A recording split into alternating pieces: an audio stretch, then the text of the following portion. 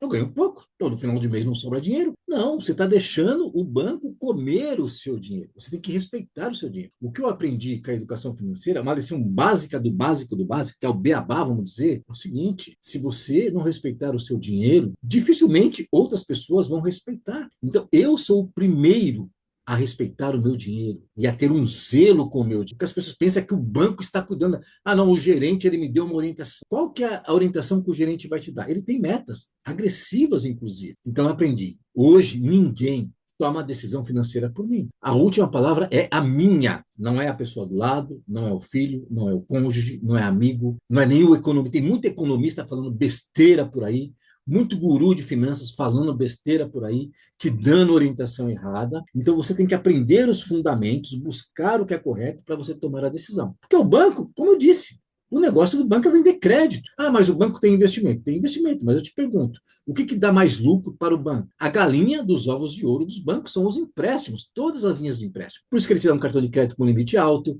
por isso que ele te oferece um crédito pessoal, por isso que ele te oferece o cheque especial, e aí o consignado, e isso, aquilo, porque essa é a galinha dos ovos de ouro. Imagina um jovem de 18, 19 anos que começou a usar o cartão de crédito e tem um limite ali. E ele fica até os 70 usando o cartão de crédito e limite e consignado. Olha quanta riqueza você vai, durante décadas, você vai enriquecer o banco, o banqueiro, e você vai estar empobrecendo a si mesmo. Então você precisa respeitar o seu dinheiro, é básico. E aí você vai fazendo outras ações. Ter o autocontrole, né, buscar conhecimento, saber dizer não para as pessoas. Então, quando você vai à instituição financeira despreparado, a tendência é fazer o que aconteceu com essa pessoa. Ela conseguiu triplicar a dívida dela, coisa que estava praticamente resolvido. Ela não precisaria pegar nenhum empréstimo. Ela conseguiu, pela falta de conhecimento, pelo despreparo emocional, ela foi lá e ela triplicou a dívida dela e ela adiou por pelo menos mais 10 anos essa escravidão financeira com a instituição financeira. Então você deve valorizar a educação financeira, buscar conhecimento. Então, e é muito interessante que a pessoa ela vai no banco, daí ela faz o empréstimo, ela triplica a dívida dela e ela acha que foi um ótimo negócio. E aí, na hora de investir em educação financeira,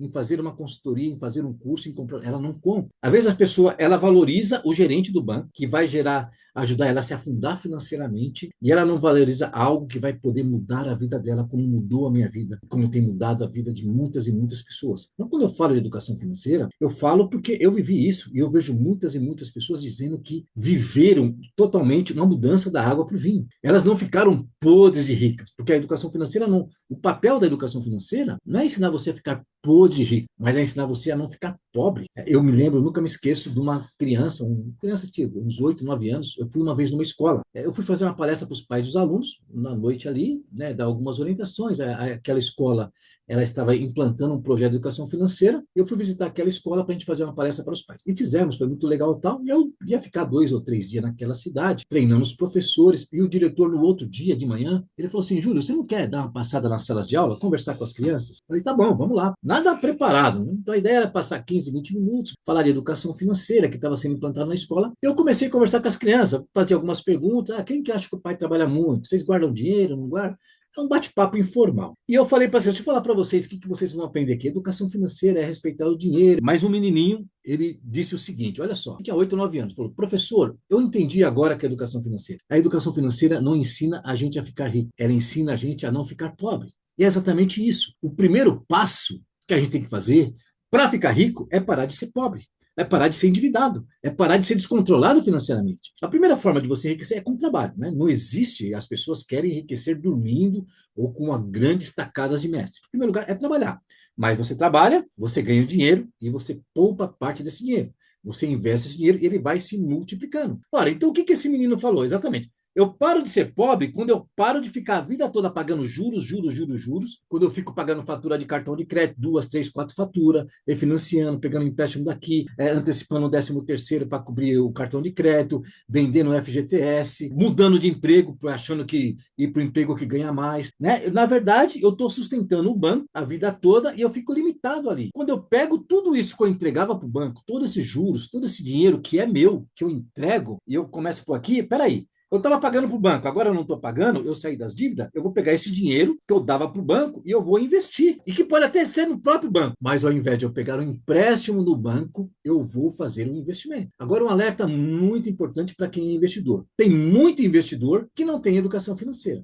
Isso é muito importante saber. O fato de você ter uma aplicação financeira, eu tenho dinheiro na poupança, no Tesouro Direto, em ações e assim por diante, não significa que você tem educação financeira. Tem muitas pessoas que têm investimento, mas vão morrer na praia lá na frente, vão perder todo o seu patrimônio. Isso é claro. O investimento é uma das partes de todo o seu processo de educação financeira. Portanto, imagina 80 milhões de pessoas endividadas, que gastam mais do que ganham, que ficam o tempo todo fazendo malabarismo financeiro. Se esses 80 milhões pararem com isso, eles vão parar de ser pobres e vão começar a enriquecer. Por quê? Porque o dinheiro ele muda de lugar, na verdade. A questão é se você vai deixar o dinheiro com você, para você, ou você vai entregar para terceiros. E você não entrega só para a instituição financeira. Quando você gasta desnecessariamente, você está pegando o seu dinheiro e entregando para terceiro. Então, quando você vai no shopping, quando você compra algo que não precisa, quando você compra uma roupa, compra um carro, primeiro porque não precisa, depois usando crédito, você está ficando pobre e está enriquecendo o terceiro. Existe uma outra frase muito clássica que está nesse livro aqui. Esse livro mostra como os milionários ficam ricos. Milionários trabalhadores. Não é jogador de futebol, artista, não. Ele fala o seguinte, ó. Riqueza não é o mesmo que renda. Se você tem uma boa renda todos os anos e gasta tudo, você não está ficando rico. Você apenas está tendo um alto padrão de vida. E é o que acontece com muitas pessoas. Elas não estão ficando ricas. Então, ela compra um apartamento caro, ela compra um carro caro, ela viaja, tudo na base de dívida Shakespeare. E aí ela ganha bem. Só que ela gasta tudo para bancar esse padrão de vida. Se acontece um imprevisto na vida dela, ou se ela precisa, né, mudar de emprego e ir para uma renda menor, vai bater o desespero. Portanto, você enriquece à medida que você respeita o seu dinheiro, você administra o seu dinheiro e você tem uma estratégia para multiplicar o seu dinheiro, não subtrair. Então, quando você recebe um salário e você está pagando muitos juros para banco, de empréstimo, você está subtraindo. Eu tenho que, não que subtrair do meu dinheiro, eu tenho que multiplicar o meu dinheiro. Então, eu pego o meu montante, o meu salário, o meu rendimento. A ideia é que desse salário, uma parte, que seja 80%, aqui tem um livro meu, Educação Financeira para Pais e Filhos, e que eu falo aqui, viva com 80% da sua renda. Você ganha, vamos lá, você ganha R$ 3.000. Viva com 2.400 e 600 você vai investir, você vai criar uma estratégia para enriquecer. O problema é que a pessoa ganha 3, só que ela tem um cheque especial, ela tem um cartão de crédito, daí ela vive no padrão de 4. Imagina a pessoa que ganha 10, ganha 20, ganha 30, ganha 50. A situação ela se repete, independente da renda. Né? E é muito bom quando a gente pode ajudar as pessoas, dar um norte para as pessoas, e falar, puxa, agora eu entendi e abriu a minha mente. Uma vez um aluno meu, eu nunca esqueço a fala desse aluno, o nome dele é Renato, se ele estiver assistindo, um abraço para você, Renato. Ele falou o seguinte, Júlio, na primeira reunião que nós tivemos, ele estava super endividado, descontrolado, ele falou, foi como se abrisse um holofote bem claro assim, e clareou toda a minha visão sobre vida financeira. Aí depois ele me deu vários depoimentos, que ele estava preparando a família dele, os filhos dele. É esse tipo de experiência que eu tenho tido com a educação financeira, é muito bom. Esse dia eu conversei com uma outra pessoa, ele falou, nossa, só o fato de eu ter aprendido isso, ele pensava que tinha educação financeira, ele já tinha investimentos, e ele falou o seguinte, tudo isso que eu aprendi aqui, que eu não tinha visto, mudou tanto por dentro de mim que eu já comecei a me curar, porque ele estava muito preocupado, ele estava com uma série de tensões na vida dele, porque ele estava tendo que dilapidar o patrimônio dele, o investimento, porque ele estava descontrolado financeiramente, por isso que eu digo, ter investimento não significa ter educação financeira, mas a fala dele foi o seguinte, eu estou me sentindo melhor de saúde física e mental. Olha o que poder que tem a educação financeira. Eu escrevi uma vez um material, um artigo e gravei um vídeo que a educação financeira ela tem o poder de curar a depressão. É claro que a depressão causada por problemas financeiros, é lógico, mas ela te permite assumir o controle e reverter isso. Porque a pessoa começa a ficar endividada, começa a ficar envergonhada, ela começa a ter pressa de resolver e na pressa ela só faz coisas erradas e ela piora a situação e isso vai trazendo doença para a sua vida. Bom, então vamos concluir aqui. O último lugar que você deve ir para começar a enriquecer, vamos dizer assim, não é só para sair das dívidas,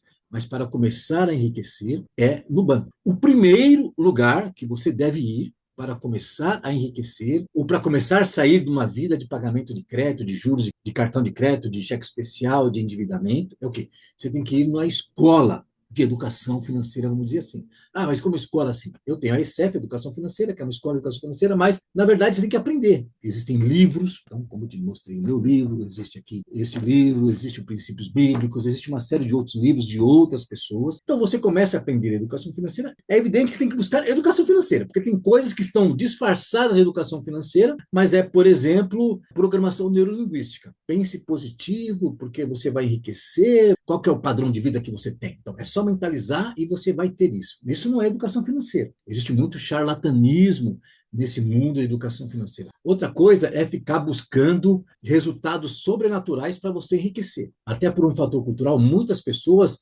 apelam por um fator místico, religioso, para buscar a prosperidade financeira.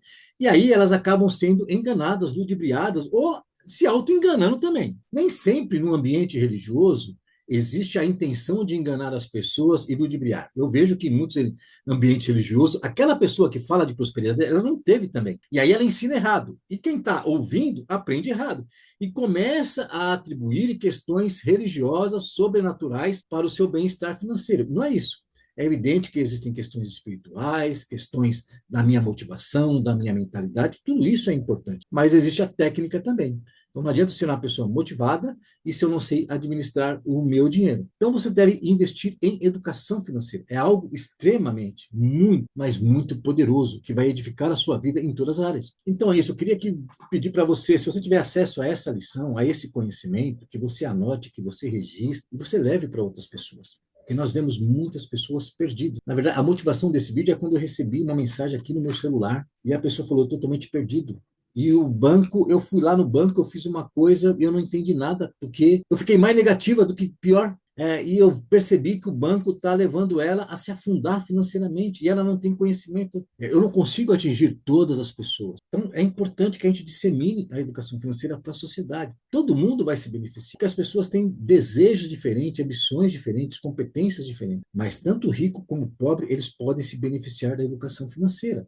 E todos podem viver em mais harmonia. O acesso da educação financeira para a maioria das pessoas vai melhorar muito a qualidade de vida geral do nosso país. A educação financeira te traz recursos para você melhorar física, mental e emocionalmente, e isso te dá capacidade para você trabalhar melhor, não trabalhar mais. Veja bem, com a educação financeira você nem precisa trabalhar mais. Você trabalha melhor. Então, pode ser que você trabalhe menos e gere mais recursos e prospere mais. E consiga compartilhar com outras pessoas. Esse é o motivo de eu falar tão enfaticamente sobre a importância da educação financeira para crianças, para jovens, para adultos, para pessoas da terceira idade, então para aposentados, para trabalhadores, para autônomos, para profissionais liberais, para empresários. Então, tem muito empresário que ele é empreendedor, ele sabe fazer dinheiro, mas ele não sabe administrar o dinheiro. Por isso que a empresa ela vai patinando e ele fica ali sem enxergar.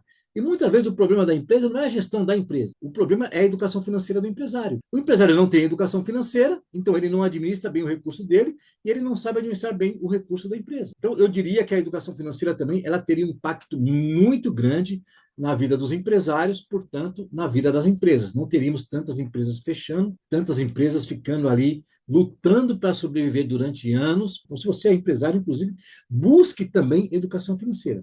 Em vez de ficar buscando planilhas de gestão financeira, maneiras de vender mais, a minha precificação, tudo isso é muito importante. Mas busque educação financeira e provavelmente a situação sua e da sua empresa vai melhorar bastante. Bom, se você quer aprofundar, eu não sei por onde você está vendo esse conteúdo, se é nos cursos que eu tenho compartilhado, volta e meia eu ponho parte desses materiais nos meus vídeos no YouTube, no podcast, mas se você quer aprofundar sobre isso, quer conhecer mais sobre isso, eu tenho os livros, tenho os cursos, tenho as mentorias, as consultorias, as orientações pontuais. Eu tenho, por exemplo, uma consultoria que é de um único dia. Na verdade, são 2 horas mais ou menos, onde eu sento com a pessoa e em uma única reunião eu vou entregar para ela todo o direcionamento. Ela tem condição de avançar muito, porque depois de fazer mais de 1.000 consultorias, centenas de palestras, atendimentos, de aprender para a minha vida, eu entendi o caminho correto, o que fazer e o que não fazer, e é o que eu oriento para as pessoas que chegam até mim. Então, se você tem interesse, entre em contato em algum dos nossos canais de comunicação e eu vou te conhecer e te mostrar como é que eu posso ajudar você, a sua família. Um grande abraço.